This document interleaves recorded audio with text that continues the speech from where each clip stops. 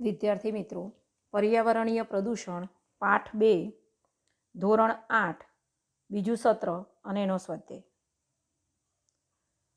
પ્રશ્ન 1, નીચેના પ્રશ્નોના જવાબ આપો. 1.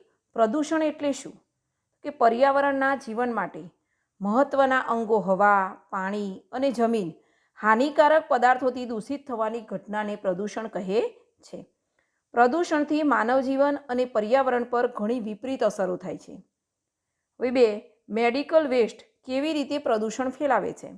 તો કે દવાખાના, હોસ્પિટલ, પ્રસૂતિગૃહ વગેરે સ્થળોએ દર્દીની સારવારમાં વપરાયેલી સાધન સામગ્રીનો કચરો મેડિકલ વેસ્ટ કહેવાય છે.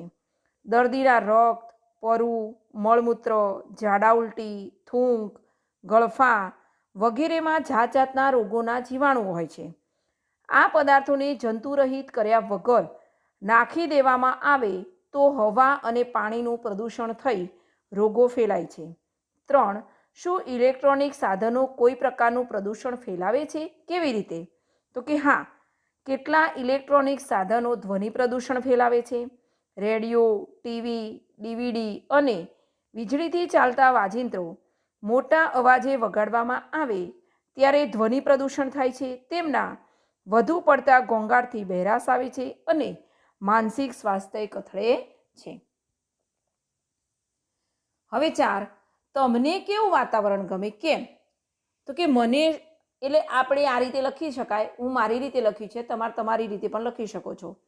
તો મને શુદ્ધ અને સ્ફૂર્તિદાયક વાતાવરણ ગમે, જેમાં પૂરતા પ્રમાણમાં પ્રાણવાયુ ઓક્સિજન હોય તેમજ અન્ય વાયુઓ, ભેજ અને રજકણોનું પ્રમાણ તેમની કુદરતી માત્રામાં હોય. તેમાં ઝેરી વાયુઓનો અભાવ હોય, વાતાવરણમાં ધરતીની મહેક તથા ફૂલોની સુગંધ હોય, હવાની લહેરો આહલાદક હોય. આવા વાતાવરણમાં રહેવાનું મળે તો મારું તન અને મન સ્વસ્થ રહે, જેથી હું ઘણી પ્રવૃત્તિઓ કરીને આગળ વધી શકું. હવે પ્રશ્ન નંબર 3, નીચેના તમારા જીવન સાથે શો સંબંધ છે તે લખો.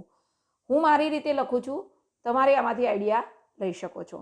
હવે ખેતર, તો કે ખેતરોમાં વિવિધ પ્રકારના પાકો ઉગે છે, જેનો ઉપયોગ આપણો ખોરાકમાં તથા ખેતી આધારિત ઉદ્યોગોમાં કરી શકીએ છીએ. ખેતરોમાં પાળેલા પશુઓ માટેનો પૌષ્ટિક ઘાસચારો પણ ઉગાડવામાં આવે છે. હવે 2, શાળા. તો શાળા મારા માટે શિક્ષણ અને સંસ્કાર મેળવવાનું મંદિર છે. અહીં મને અનેક વિષયોની જાણકારી અને સારું જીવન જીવવાની તાલીમ મળે છે. શાળામાં વિવિધ પ્રકારની પ્રવૃત્તિઓ દ્વારા મારું ઘડતર થાય છે. અહીં મારામાં શિસ્ત, સ્વાવલંબન, સંઘભાવના, ખેલદિલી, ભ્રાતૃભાવ વગેરે ગુણો ખીલે છે. હવે 3, રાજ્ય. તો કે ગુજરાત રાજ્યમાં મારું પાલન પોષણ થયું છે. અહીં મને મારી માતૃભાષામાં શિક્ષણ મળે છે. રાજ્યમાં માતૃભાષાનું ચલણ હોવાથી બધો વ્યવહાર ઘણી સરળતાથી ચાલે છે અને લોકોમાં આત્મીયતા કેળવાય છે. રાજ્ય સરકાર કાયદો અને સુવ્યવસ્થા જાળવે છે, તેથી લોકો ઉન્નતિ માટે પોતાની પ્રવૃત્તિઓ કરી શાંતિથી પોતાનું જીવન ગુજારી શકે છે. હવે 4, દેશ. તો કે ભવ્ય સંસ્કૃતિ ધરાવતા ભારતના નાગરિક હોવાનું મને ગૌરવ છે. રાજ્યોની સંઘભાવનાથી આપણો દેશ શક્તિશાળી બન્યો છે. દેશે આપણને ઘણા અધિકારો આપ્યા છે અને દેશના દરેક નાગરિકને દેશમાં કોઈ પણ સ્થળે વસીને આગળ વધવાની તક આપી છે. દેશમાં જાતિ, ભાષા, ધર્મ, રાજ્ય વગેરે બાબતે કોઈ પણ પ્રકારનો ભેદભાવ નથી.